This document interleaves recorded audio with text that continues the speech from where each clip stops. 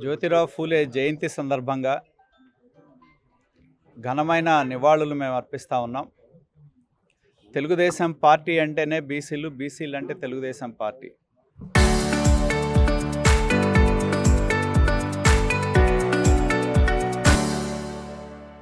NT Ramarao గారు Telugu Desam party పెట్టినప్పటి నుండి బలహీన వర్గాల ప్రజలు ఎవరైతే ఉన్నారో, అణగారిన వర్గాల ప్రజలు ఆత్మగౌరవంతో తల ఎత్తుకొని నిలబడే విధంగా ఒక వేదిక తెలుగుదేశం పార్టీ కల్పించడం జరిగింది.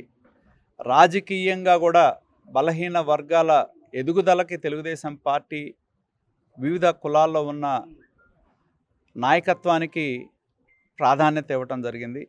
అదేవిధంగా ఎన్నో చారిత్రాత్మకమైన నిర్ణయాలు, ఎందుకంటే కేవలం సామాజిక పరమైన ఎదుగుదలే కాదు, రాజకీయపరమైన అధికారం ఉండాలి అనే ఉద్దేశంతోనే మొట్టమొదటిసారి స్థానిక సంస్థల ఎన్నికల్లో బీసీ రిజర్వేషన్స్ తెలుగుదేశం పార్టీ తీసుకురావటం జరిగింది. ఎందుకంటే రాజకీయ అధికారం, ఆ వర్గాల ఎదుగుదలకి రాజకీయ అధికారం కూడా ఎంతో అవసరమని నమ్మిన పార్టీ తెలుగుదేశం పార్టీ. అలాగే ఎంతోమంది గొప్ప నాయకులను కూడా తెలుగుదేశం పార్టీ ఆ వర్గాల్లో తయారు చేయటం జరిగిందని చెప్పి కూడా తెలియజేస్తా ఉన్నా.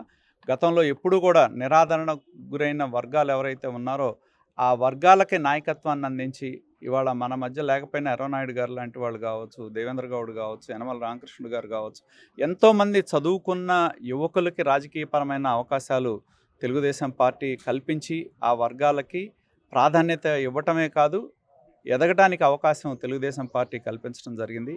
అలాగే చంద్రబాబు నాయుడు గారి యొక్క నేతృత్వంలో ఆత్మగౌరవంతో పాటు ఆత్మవిశ్వాసంతో ఆ వర్గాలు ముందుకు నడిచే విధంగా ఎన్నో కార్యక్రమాలకి అధికారంలో ఉన్న కాలంలో శ్రీకారం చుట్టడం జరిగింది. ఇవాళ కూడా ఆ వర్గాలకి ప్రాధాన్యతనిచ్చే విధంగా ఇవాళ ప్రభుత్వం నిర్ణయం తీసుకోవడం జరిగిందని చెప్పి కూడా నేను తెలియజేస్తా ఉన్నా. ఎన్నో రకాలైన సంక్షేమ కార్యక్రమాలు అమలు చేయటం, అలాగే ప్రత్యేకించి విద్య మీద దృష్టి పెట్టి ఏవైతే ఆ విద్యని సంపూర్ణమైన మార్పు చేసే విధంగా, మెరుగైన విద్యను అందించే విధంగా ఇవాళ మరి నారా లోకేష్ గారి నేతృత్వంలో విద్యాశాఖ పరంగా చర్యలు కూడా తీసుకోవడం. ఎందుకంటే ఎవరు ఇవాళ పూలే గారు పోరాటం చేసిన ముఖ్యంగా మహిళల చదువు, అంటరానితనం, వీటి మీద ఆయన పోరాటం చేయటం జరిగింది. స్వాతంత్ర్యం రాకముందు మహిళలకి విద్య అవసరం అని చెప్పి సావిత్రి పూలే గారి యొక్క నేతృత్వంలో మరి మొట్టమొదటిసారి బాలికల పాఠశాలని ఆనాడు ఏర్పాటు చేయటం జరిగింది. అలాగే అస్పృశ్యతకి వ్యతిరేకంగా ఆనాడు పోరాటం చేయటం జరిగింది. బలహీన వర్గాల యొక్క అభ్యున్నతి కోసం ఆయన కృషి చేయటం జరిగింది. వారికి నివాళులు అర్పించటమే కాదు, ఆయన ఆశయాలను ముందుకు తీసుకువెళ్ళటమే తెలుగుదేశం పార్టీ ప్రభుత్వం యొక్క ఆశయం. దానికి అనుగుణంగా ఇవాళ ఎన్నో కార్యక్రమాలు ఇవాళ ప్రభుత్వం ముందుకు తీసుకొని వెళ్తూ ఉంది. అలాగే ముఖ్యంగా మహిళలు మనం చూసినా కూడా మహిళల్ని ఇవాళ ప్రభుత్వం ఆర్థికంగా ఎదుగుదల కల్పించాలి అనే ఉద్దేశంతో ఇవాళ కార్యక్రమాలు తీసుకొని ముందుకెళ్తూ ఉంది. మహిళలకి కుటుంబ మిషన్లు కావచ్చు, వాళ్ళు వ్యాపారం చేసుకోవడానికి సహకారాన్ని అందించడం కానీ, డోక్రా ద్వారా వాళ్ళకి వడ్డీ లేని రుణాలు ఇవ్వటం కానీ, తక్కువ వడ్డీతో రుణాలు ఇవ్వటం కానీ, వాళ్ళని ప్రతి ఒక్క కుటుంబం ఆర్థికంగా ప్రతి మహిళ ఎదగాలనే లక్ష్యంతో ఇవాళ ప్రభుత్వం కార్యక్రమాలు తీసుకొని ముందుకెళ్తా ఉంది. ఈ ప్రభుత్వం బలహీన వర్గాలకి తెలుగుదేశం పార్టీ అత్యంత ప్రాధాన్యత ఇవ్వటమే కాదు, ఆ వర్గాల అభ్యున్నతి కోసం నిరంతరం పనిచేస్తుందని చెప్పి కూడా తెలియజేయటం, అదే మేము ఫూలే గారికి ఇచ్చే నివాళని చెప్పి కూడా తెలియజేస్తా ఉన్నాం. ఎన్నో సందర్భాల్లో స్పీకర్ గారు జగన్మోహన్ రెడ్డిని అసెంబ్లీకి రావాలని విజ్ఞప్తి చేశారు. ఆయన అసెంబ్లీకి రావటలా. కానీ ఇవాళ మొన్న మనం చూసాం, అధికారంలో ఉన్నప్పుడేమో 3 రాజధానులు అన్నారు. కొత్తగా మొన్న అధికారం కోల్పోయిన తర్వాత మావిగన్నను తీసుకొచ్చారు. ఇవాళ వారు గుర్తుంచుకోవాల్సింది ఏంటంటే తెలుగుదేశం పార్టీ అన్ని ప్రాంతాల యొక్క అభివృద్ధి కట్టుబడి ఉంది.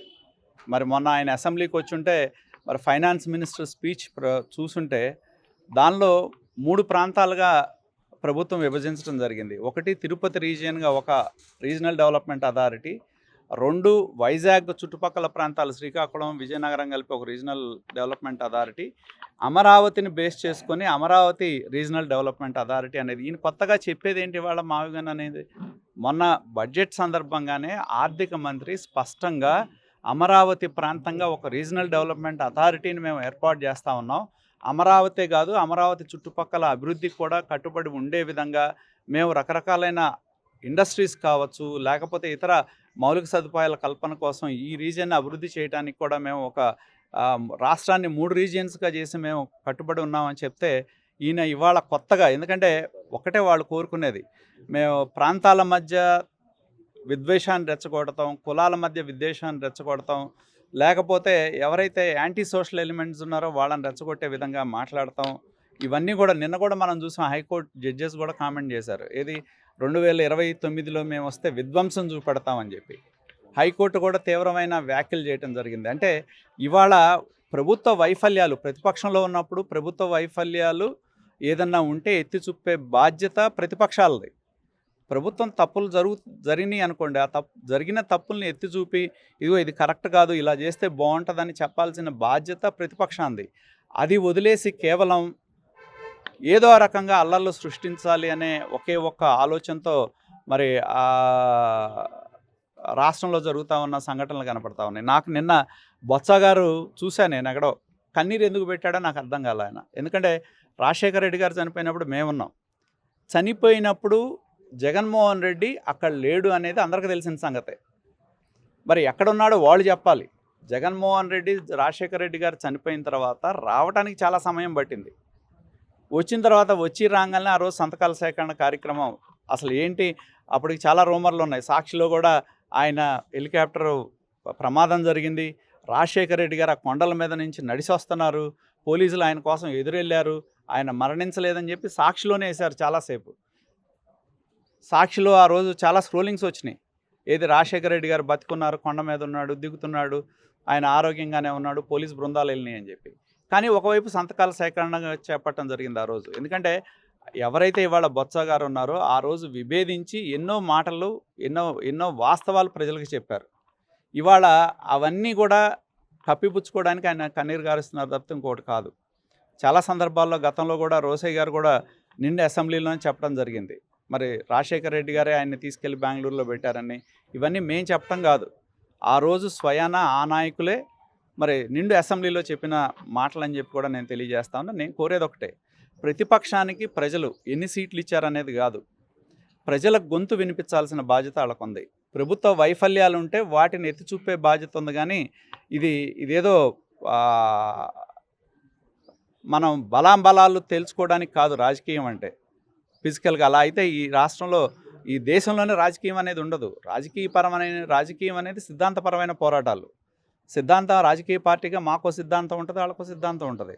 సిద్ధాంతపరమైన విభేదాలతో పోరాటం చేసుకోవచ్చు, కానీ భౌతికపరమైన దాడుల ద్వారా మరి వారు ఇది చేయాలి అనుకుంటే రేపు రాబోయే రోజుల్లో కూడా ప్రజలు వారిని అంగీకరించే పరిస్థితి లేదనేది స్పష్టంగా కనపడతా ఉంది.